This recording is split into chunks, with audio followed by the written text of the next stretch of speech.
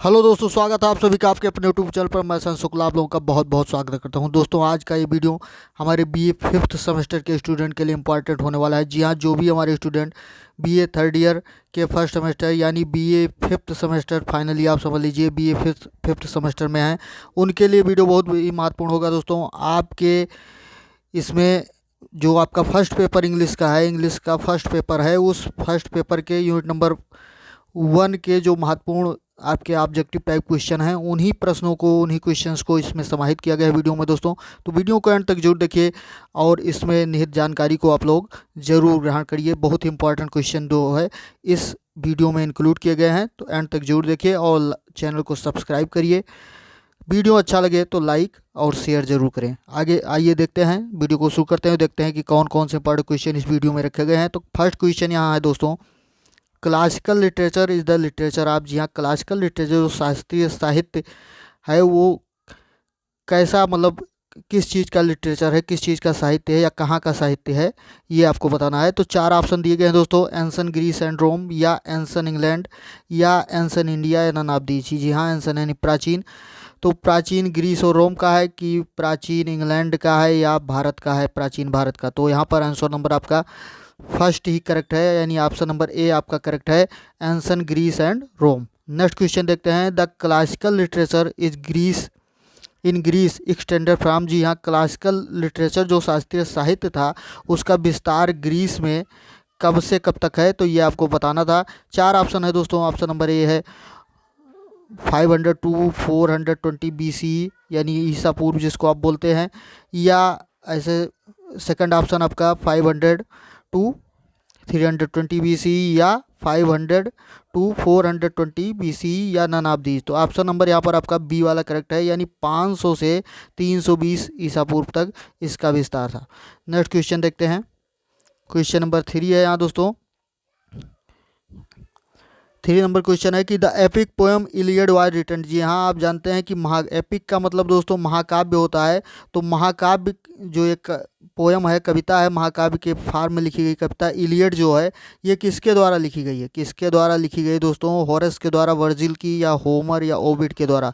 तो यहाँ पर ऑप्शन नंबर आपका सी करेक्ट है। बहुत ही फेमस क्वेश्चन है दोस्तों, बहुत ही फेमस, और इसको आप मोस्ट इंपॉर्टेंट क्वेश्चन समझ लीजिए और इसको जाने रहिए। तो ऑप्शन नंबर सी करेक्ट है, यहाँ पर होमर के द्वारा ये इलियड जो है ये पोएम लिखी गई है, ये महाकाव्य भी है, ये भी जाने रहिएगा। Next question, question number 4, which type of poem Odyssey was. जी हाँ, ओडिसी किस तरह की कविता है, ये भी दोस्तों महाकाव्य है। तो आप जाने रहे ऑप्शन नंबर सी यहाँ पर करेक्ट है। वैसे लिरिक और सोनर दिया गया है, लेकिन ऑप्शन नंबर सी यानी एपिक ही करेक्ट है। Next question, who wrote the epic poem Aeneid. Aeneid जो महाकाव्य रचना एनियड है उसको किसने लिखा है दोस्तों? तो यहाँ पर आपको 4 ऑप्शन मिल रहे हैं। 4 ऑप्शन में देखिए कौन सा आपका सही है। ऑप्शन नंबर फर्स्ट है होमर, फिर सेकंड वर्जिल, थर्ड यानी सी है ओविड, या होरस। तो ऑप्शन नंबर यहाँ पर वर्जिल बी वाला करेक्ट है, वर्जिल के द्वारा ये पोएम लिखी गई है। नेक्स्ट क्वेश्चन है question number 6, who wrote Arts Poetica. जी हाँ, आर्ट्स पोएटिका किसने लिखा है दोस्तों? आर्ट्स पोएटिका जो है बहुत ही फेमस रचना है दोस्तों, किसने लिखा है? होरस ने, होमर ने, वर्जिल ने, या ओविड ने। तो आर्ट्स पोएटिका ये रचना दोस्तों होरस की है, ये जाने रहिएगा। ऑप्शन नंबर ए करेक्ट है। Next question, the most influential work of अरस्तु वाज। जी हाँ, अरस्तु का जो सबसे प्रभावी रचना है, अरस्तु की सबसे प्रभावी रचना आप कह सकते हैं, वो कौन सी है? रिपब्लिक है, आर्स पोएटिका है, पोएटिक्स है, या नन ऑफ दीज। तो यहाँ पर आपकी जाने रही कि पोएटिक्स जो है ये अरस्तु की रचना है, और रिपब्लिक जो है ये रचना दोस्तों प्लेटो की है। आर्ट्स पोएटिका आप समझ ही चुके किसकी है दोस्तों, होमर की है। तो रिपब्लिक मतलब पोएटिक्स जो है ये अरस्तु की सबसे फेमस रचना है। नेक्स्ट क्वेश्चन, क्वेश्चन नंबर 8 देखते हैं कौन सा इंपॉर्टेंट क्वेश्चन है कि how many chapters are there in the Poetics. जी हाँ, पोएटिक्स में कितने चैप्टर हैं दोस्तों? ये रचना जो पोएटिक्स है इसमें कितने चैप्टर हैं? 22, 24, या 25, या 26। तो यहाँ पर दोस्तों 26 करेक्ट है, ऑप्शन नंबर डी करेक्ट है, यानी 26 चैप्टर जो है इसमें है। Next question, question number 9, a long typically novel length poetic work is called. जी हाँ, जो बहुत लंबी एक उपन्यास के तरह की जो मतलब रचना होती है, उपन्यास की तरह एक लंबी जो काव्य रचना होती है, पोएटिक वर्क जो होता है, उसको क्या कहते हैं दोस्तों? एपिक कहते हैं, बालाट कहते हैं, सोनेट, या नन ऑफ दीज। तो यहाँ पर ऑप्शन नंबर ए ही करेक्ट है दोस्तों। एपिक जानते हैं महाकाव्य, जैसे अपने यहाँ भी महाभारत ये सब क्या है, महाकाव्य हैं, रामायण महाकाव्य हैं। तो इस तरह से जो बहुत लंबी कविता होती है, पोएम में लिखी जाती है, पोएम फार्म में लिखी जाती है और नॉवल की तरह, उपन्यास की तरह लंबी होती है, वर्णित होती है, तो वो कविता क्या होती है, एपिक होती है। Next question, question number 10, an epic is in a kind of, जहाँ किस तरह का, इज अ काइंड ऑफ यहाँ पर होना चाहिए। तो एपिक जो है वो किस तरह की पोएम है दोस्तों, नरेटिव पोएम है या अनफिनिश्ड पोएम है या प्रोज वर्क है या नन ऑफ दीज। जी हाँ, नरेटिव वर्णात्मक कविता है या अनफिनिश्ड यानी जो पूरी ना हो पूरा ऐसी कविता है या पोज गद्य टाइप की कविता है। तो यहाँ पर ऑप्शन नंबर आपका कौन सा करेक्ट है दोस्तों, नरेटिव पोएम है, यहाँ पर ऑप्शन नंबर ए ही करेक्ट है। नेक्स्ट क्वेश्चन देखते हैं 11, the story is an epic poem is usually told in. जी हाँ, स्टोरी जो है एपिक पोएम में वो सामान्यतः किस में कही जाती है, किस पर्सन में, first person, second person, third person या नन ऑफ दीज। जी हाँ, तो ऑप्शन नंबर यहाँ पर आपका 11 नंबर क्वेश्चन का थर्ड पर्सन यानी थर्ड पर्सन में कही जाती है। उसके बाद देखते हैं क्वेश्चन नंबर 12 है, the Aeneid an epic poem is written. जी हाँ, एनियड जो है एपिक पोएम जो एक मतलब लॉन्ग पोएम है, जो महाकाव्य रचना है, लिखी गई है किसमें, डेक्टाइलिक हेक्सामीटर में, टेरजारीमा में, सोनेट सीक्वेंस में या नन ऑफ दी। चार ऑप्शन दोस्तों दिए गए हैं। ये सारी चीज़ आप समझते हैं, रचना के जो ये पदों के लिखने की प्रक्रिया होती है उसी चीज़ को कहा जाता है। तो ये डेक्टाइलिक हेक्सामीटर में लिखा गया है दोस्तों, किस में लिखा गया है, डेक्टाइलिक हेक्सामीटर में लिखा गया है, ना कि टेरजारीमा या सोनेट सीक्वेंस में लिखा गया है। नेक्स्ट क्वेश्चन, क्वेश्चन नंबर 13 है जो है, the longest epic poem in history is. जी हाँ, इतिहास में सबसे जो बड़ा महाकाव्य है वो कौन सा है दोस्तों, ओडिसी है, महाभारत है कि या लाइट ऑफ एशिया या पंचतंत्र है दोस्तों। तो यहाँ पर आप जाने रहिए, महाभारत जो है दोस्तों विश्व का सबसे बड़ा महाकाव्य कौन सा है, महाभारत है, ये जाने रहिएगा। नेक्स्ट क्वेश्चन,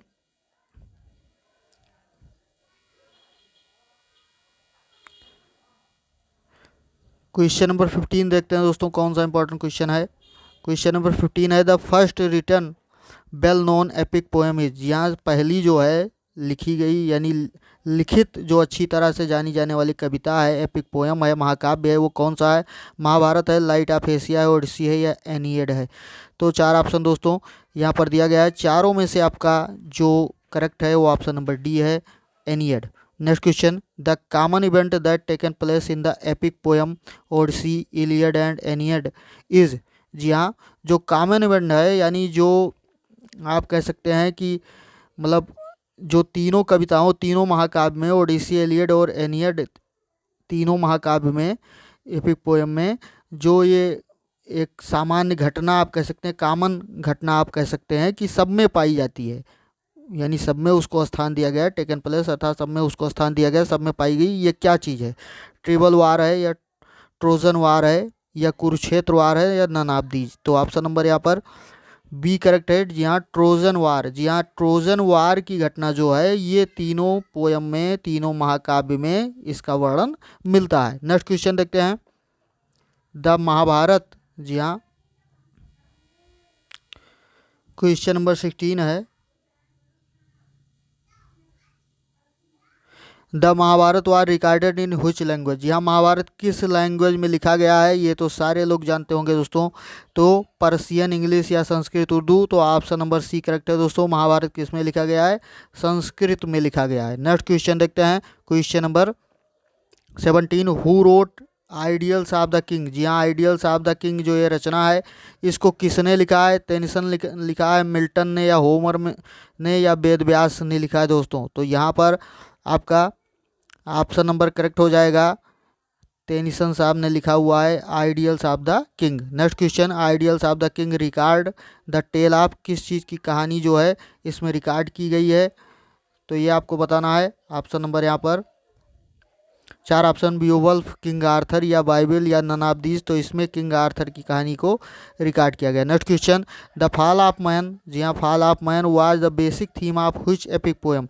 जी हाँ, कौन से महाकाव्य की जो फॉल ऑफ मैन है यानी मनुष्य का पतन आप कह सकते हैं, ये बेसिक थीम यानी जो मूलभूत विषय है प्रमुख विषय है, आधारभूत विषय है, वो किस कविता का है, किस महाकाव्य का है? ओडिसी का है, एनियट का है, पैराडाइज कोर्ट या बियोवल्फ? तो पैराडाइज कोर्ट यहाँ लिखा गया है। वैसे पैराडाइज लास्ट जो है ये मिल्टन साहब की रचना है, तो पैराडाइज लॉस्ट होता यहाँ पर तो ज़्यादा सही रहता। हो सकता है मिसप्रिंट हो गया हो, पैराडाइज लॉस्ट ही होना चाहिए था। नेक्स्ट क्वेश्चन,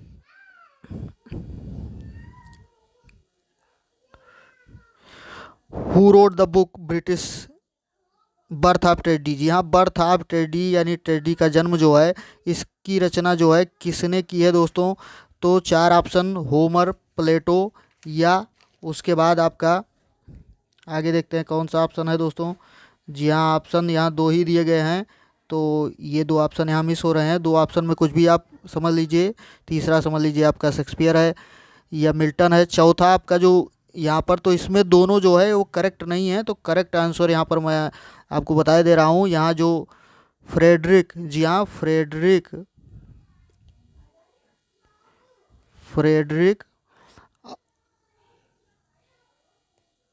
इनका पूरा नाम दोस्तों, जो करेक्ट ऑप्शन है फ्रेडरिक निक्टेज, ये जो हैं इन्होंने ये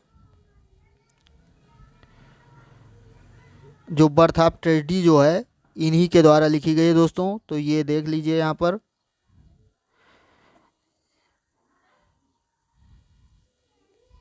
ये ऑप्शन आपका करेक्ट है।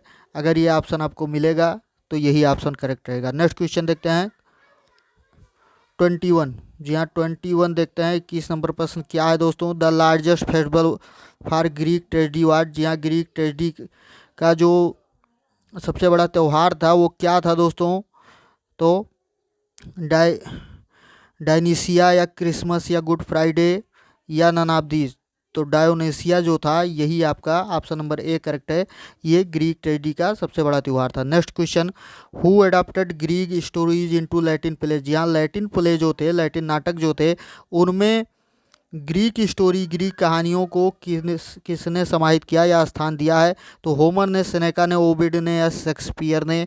तो यहाँ पर ऑप्शन नंबर आपका बी करेक्ट है, सेनेका ने दोस्तों। किसने दोस्तों? सेनेका ने। Next question, which book discuss the origin of Greek tragedy? जी हाँ, ग्रीक ट्रेजेडी का ओरिजिन जो है, अभ्युदय जिसको आप कह सकते हैं या उत्पत्ति कह सकते हैं, किसमें इसका डिस्कस किया गया, किसमें चर्चा की गई है?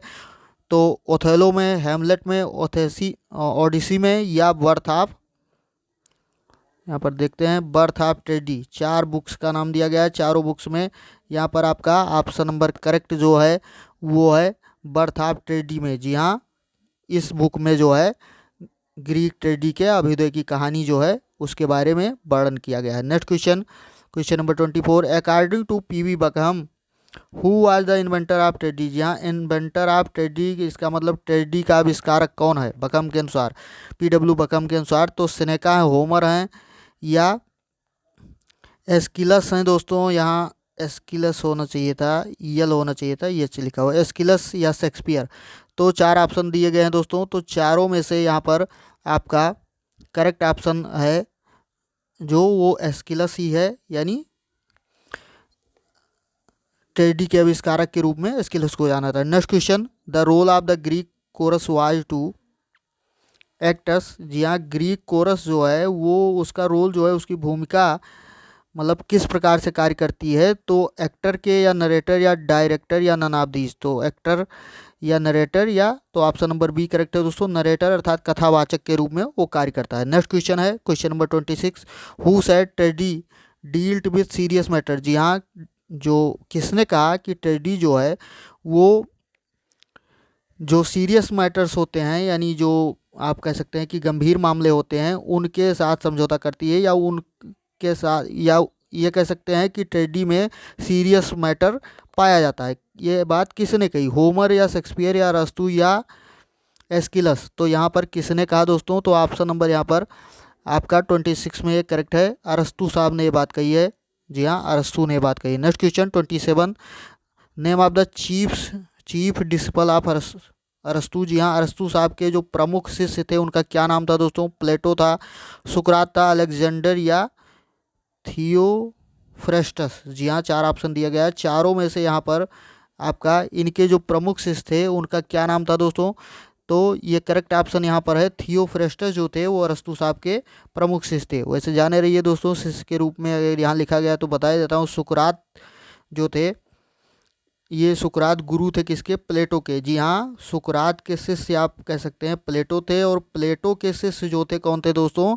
अरस्तु थे। अरस्तु के शिष्य जो है थियोफ्रेस्टस थे, और अरस्तु के शिष्य के रूप में अलेक्जेंडर भी, अलेक्जेंडर यानी जिसको सिकंदर के नाम से जानते हैं आप, सिकंदर भी अरस्तु के ही शिष्य थे। तो ये शिष्य गुरु की परंपरा है। इसमें 4-5 जो लिखे गए हैं सारे जो है वो गुरु शिष्य ही हैं, लेकिन जो सब में यानी सबके मतलब प्लेटो के गुरु सबसे पहले सुकरात, सुकरात के मतलब शिष्य जो थे प्लेटो थे, प्लेटो के शिष्य अरस्तु थे, अरस्तु के शिष्य अलेक्जेंडर और मतलब थियोफ्रेस्टस दोनों थे, लेकिन प्रमुख जो थे वो थियोफ्रेस्टस ही थे। Next question.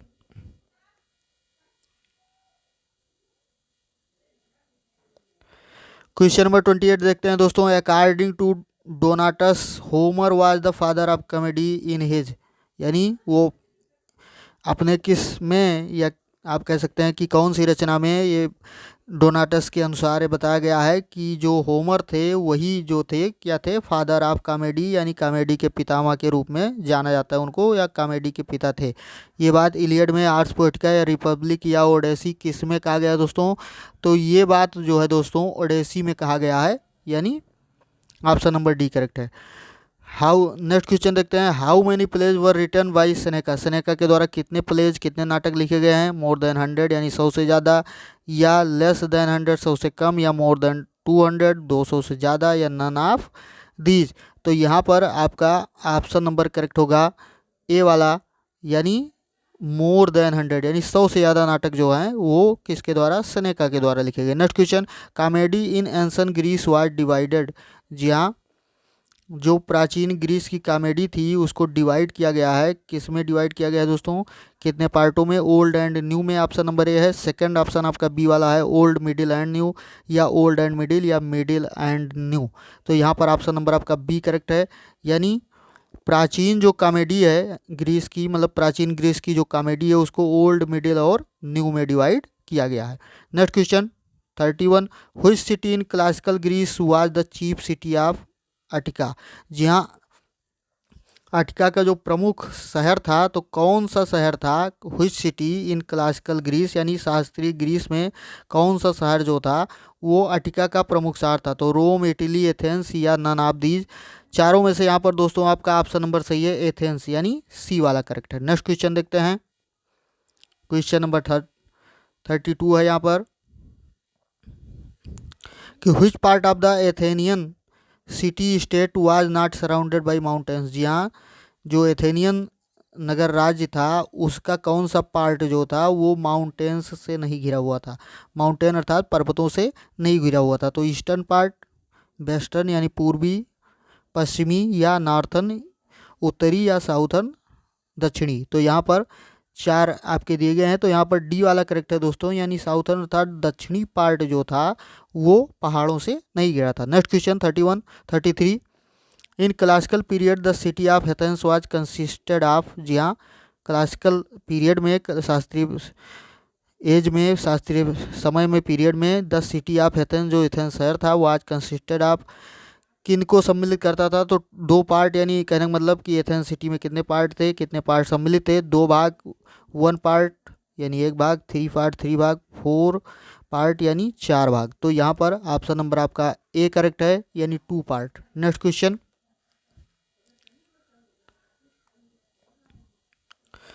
क्वेश्चन नंबर 34 है। From which age the Athenian city state was surrounded by long walls, यानी किस पीरियड में, फ्रॉम व्हिच एज, किस एज में एथेनियन सिटी स्टेट जो था यानी एथेनियन नगर राज्य जो था वो सराउंडेड घिरा हुआ था बाई लॉन्ग वॉल्स, यानी लंबी लंबी दीवारों से, बड़ी बड़ी दीवारों से। तो डार्क एज, ब्रॉन्ज एज, या सिल्वर एज, या गोल्डन एज। तो यहाँ पर ऑप्शन नंबर बी करेक्ट है दोस्तों, ब्रॉन्ज एज अर्थात कांस्य युग में, जी हाँ, कांस्य युग में ये बड़ी बड़ी दीवारों से घिरा था। Next question 35। Name the citadel of Athens, जी हाँ, किटाडेल ऑफ एथेंस का बताइए, गढ़ आप कह सकते हैं कि एथेंस के गढ़ को बताइए, उसका नाम बताइए। तो आप 4 ऑप्शन यहाँ पर देखते हैं, एक्रोपोलिस, या एकेडमिक, एकेडमिया या लाइसियम या नन ऑफ दीज। तो यहाँ आपका सही है Acropolis, option number A correct है।